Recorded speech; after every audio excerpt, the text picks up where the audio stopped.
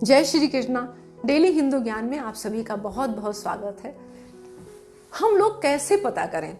हम लोग श्राद्ध भी करते हैं, पितृपक्ष भी आ गया है, पितरों को मनाने के लिए हम लोग श्राद्ध करते हैं, दान पुण्य करते हैं, ब्राह्मण भोज भी करते हैं, और भी जो कुछ भी किया जाता है पितृपक्ष में हम लोग करते हैं। लेकिन हम लोग पता कैसे करें कि हमारे पितरों को ये सब चीज मिली या नहीं मिली, उनकी प्रसन्नता हुई या नहीं हुई, वो खुश हुए हमसे या नहीं हुए, उनकी प्रसन्नता का हम कैसे पता लगाएं? हमें कैसे पता चलेगा कि हमारे पितृ जो हैं वो प्रसन्न हो गए, उनकी आत्मा तृप्त हो गई जो कुछ भी हमने किया उनके निमित्त?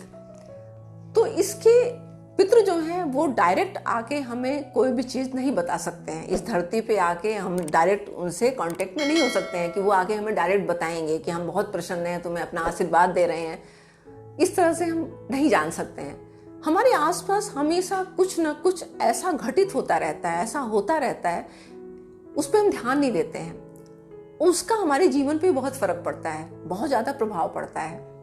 कुछ ना कुछ हलचल हमारे आसपास गतिविधियां होती रहती हैं, लेकिन हम लोग अपनी भागम भाग की जिंदगी में भागदौड़ इतना ज्यादा है जिंदगी में कि कभी ध्यान नहीं देते हैं। अगर आप कभी ध्यान दें इन बातों का तो आपको कुछ ना कुछ संकेत जरूर मिलते हैं कि जिससे हम पता लगा सकते हैं कि हमारे पितृ जो कुछ हमने दिया उससे बहुत प्रसन्न है और उनका आशीर्वाद हमें मिल चुका है।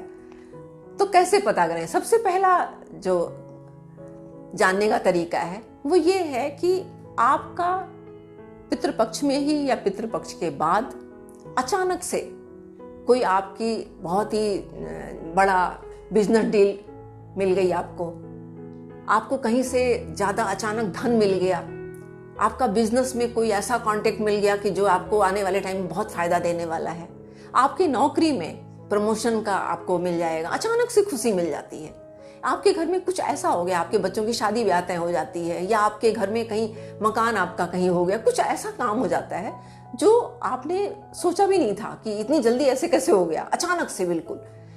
तो ये पितरों की ब्लेसिंग है, उनका आशीर्वाद आपको मिल चुका है, वो आपसे बहुत प्रसन्न है। ये पहला कारण है आपको समझने का। आप इस तरह से अपने घर में जब ऐसे कुछ दिखे, समझ में आए, तो आपको समझ जाना चाहिए। बहुत दिन से कोई आपके घर में बीमार चल रहा है, परेशान चल रहा है, उसकी दवा इलाज आप लोग लगातार करा रहे हैं, थोड़ा थोड़ा फायदा होता है लेकिन पूरी तरह से ठीक नहीं हो रहा है, उसको अचानक से दवा सूट करने लगती है। जो पहले इलाज करा रहे थे वही दवाइयां चल रही हैं, लेकिन अचानक से उसको अपनी सेहत में सुधार होते दिखने लगता है। धीरे धीरे दिखता है लेकिन उसको मतलब अच्छा लगने लगता है, धीरे धीरे उसकी सेहत सुधरने लगती है, बीमारी उसकी कम होने लगती है, घटने लगती है। तो इसका मतलब यह है कि पितृ आपसे प्रसन्न है और आपको उनका आशीर्वाद मिल चुका है। आपके घर में जो बच्चे हैं उनका कहीं कंपटीशन में कोई पेपर दिया है उन्होंने, कंपटीशन बीट हो जाता है उनका, किसी उसमें सिलेक्शन हो जाता है जो कि आप लोगों की बड़ी दिली तमन्ना थी, बड़ी दिली इच्छा थी। इस तरह से आप समझ सकते हैं इस चीज को। आप घर में आपके कोई एक नॉर्मल सा छोटा सा वो है, लेकिन आप अगर गौर करें तो देख सकते हैं आपके घर में कोई कौवा है, वो आता है, कोई तिनका लेके आता है और आपके बालकनी में, आपकी छत पे आके बैठ जाता है, उस तिनका उसके मुंह में है। तो इसका मतलब कि आने वाले टाइम में बहुत बड़े धन लाभ की सूचना आपको ये दी जा रही है पितरों की तरफ से। इसके साथ में आपको पितृ सपने में भी दर्शन दे सकते हैं, सपने में भी पितृ आपको दर्शन दे सकते हैं। सपने में अगर आपके पितृ बहुत खुश हैं, बहुत बड़े, उनकी सेहत बहुत अच्छी है, बहुत प्रसन्न है, बड़े अच्छे कपड़े पहन रखे हैं उन्होंने, बड़ी प्रसन्न मुद्रा है उनकी, बड़े खुश हैं, हंस रहे हैं वो, आपको जैसे वो इस धरती से गए थे ना, बहुत बीमार, बहुत कमजोर, बड़े दुखी से, ऐसे आपको आपके दिमाग में वही फेस उनका रहता है ज्यादातर, लेकिन वो उससे कहीं ज्यादा स्वस्थ दिख रहे हैं और खुश दिख रहे हैं और बड़े अच्छे कपड़े पहन रखे हैं। तो आपको ये सब देख के वो एक तरह से संकेत दे रहे हैं आपको अपनी तरफ से कि हम आपसे बहुत प्रसन्न हैं, आपने जो कुछ भी हमारे निमित्त किया है उसको पाके हम तृप्त हुए हैं, हमारी आत्मा तृप्त है, बहुत खुश हैं, आपको पूरा अपनी ब्लेसिंग, अपना आशीर्वाद आपको दे रहे हैं। इसके साथ साथ आपके घर में, जैसे बहुत लोगों के घर में होता है, कोई नया बच्चा जन्म लेता है, अचानक से जो है पितृपक्ष के बाद किसी बच्चे का जन्म होता है, उसके आने से घर में बहुत सारी खुशियां हो जाती हैं। अचानक उसका घर में पैर पड़ा, उसका जन्म हुआ और बहुत सारी खुशियां उसके आते के साथ होनी शुरू हो जाती हैं। तो आपके जो बच्चा आया है वो पितरों की ब्लेसिंग लेके आया है, उसको पितर ने भेजा है अपनी तरफ से ब्लेस करके, उसके थ्रू वो अपना आशीर्वाद दे रहे हैं।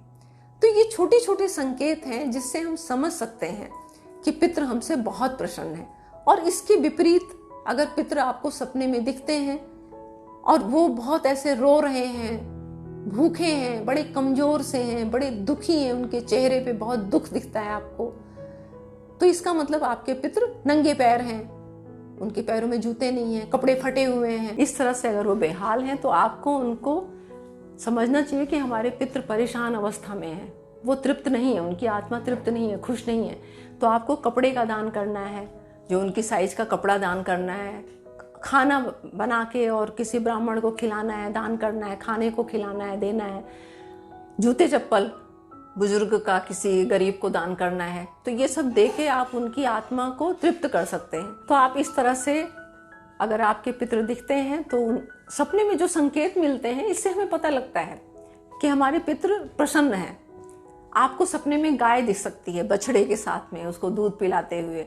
इस तरह से जो सपना दिखता है तो हमें ये मानना चाहिए, हमें समझना चाहिए कि हमारे जो पितर हैं वो हमसे प्रसन्न हैं। इस पितृपक्ष में जो भी हमने उनके निमित्त किया है वो उनको मिल चुका है और उससे वो बहुत पाके वो बहुत खुश हैं, बहुत प्रसन्न हैं और हम उनका आशीर्वाद हमें प्राप्त हो चुका है। तो अगर आपको ये सब चीजें, जैसे मैंने बताया विधि विधान, इससे पहले भी वीडियो में मैंने बताया है कि आपको किस तरह से श्राद्ध को मनाना चाहिए, क्या क्या करना चाहिए। पितरों को जो जल तर्पण किया जाता है उस जल में आप एक लोटा लीजिए, उसमें गाय का दूध, जो आपका जो लोटा होगा उसमें आपका गाय का दूध डालिए, थोड़ा सा काला तिल डालिए, उसमें अक्षत चावल जो होते हैं बिना टूटे हुए चावल अक्षत वो डालिए और इसके साथ साथ आपको जो है गंगा जल भी डालना है। तो ये सब चीजें डाल के आप हथेली से भी कर सकते हैं, लोटे से। आपको जो तर्पण किया जाता है वो दक्षिण की तरफ मुंह करके ऐसे इस तरह से ये जो अंगूठे के बीच का भाग है यहाँ से डाला जाता है जल, दक्षिण की तरफ मुंह करके। तो जब इस तरह से उनको हम तर्पण करते हैं और कुछ नहीं आप बोल सकते हैं, कोई मंत्र नहीं आता है, कुछ नहीं आता है, तो आपको ओम पितृ देवताभ्यो नमः, ओम पितृ देवताभ्यो नमः, ओम पितृ देवताभ्यो नमः, इस तरह से आपको करते हुए अपने गोत्र का नाम लेते हुए उनको जल डालना है, उनको तर्पण करना है और उनको प्रार्थना करनी है कि आप जो मैं जल दे रहा हूँ इसको आप स्वीकार करिए, इसको पाके आप प्रसन्न होइए, आपकी आत्मा तृप्त हो, इससे खुश हो आप और आपका आशीर्वाद मुझे प्राप्त हो। तो जब इस तरह से आप पितृपक्ष में करेंगे तो पितरों का आशीर्वाद आपको जरूर प्राप्त होगा। और आपको जो संकेत मैंने बताया अगर ये आपको दिखते हैं तो बहुत ही खुशी की बात है कि आपको पितरों का आशीर्वाद मिल चुका है। ये जो श्राद्ध का टाइम है, इस टाइम पे आप अपने पितरों को मनाइए। जो आपके पितर नाराज हैं, अगर किसी कारणवश उनका आशीर्वाद आपको नहीं प्राप्त हुआ है तो आप उनको मनाइए, उनको उनकी आत्मा को तृप्त करिए पूरी श्रद्धा भक्ति से, जो आपकी सामर्थ्य है। मैंने आपको तरीके बता दिए, आप श्राद्ध को जरूर मनाइए और बच्चों को भी सिखाइए इस परंपरा को आगे बढ़ाने के लिए, उनको बताइए। ऐसे ही अगर आप श्राद्ध को करते हैं तो उनका आशीर्वाद आपको पितरों का जरूर प्राप्त होता है। तो आज मैं इस जानकारी को बस अपनी वाणी को जानकारी देते हुए अपनी वाणी को विराम देती हूँ। मिलती हूँ एक नई जानकारी के साथ नई वीडियो में, तब तक के लिए नमस्कार।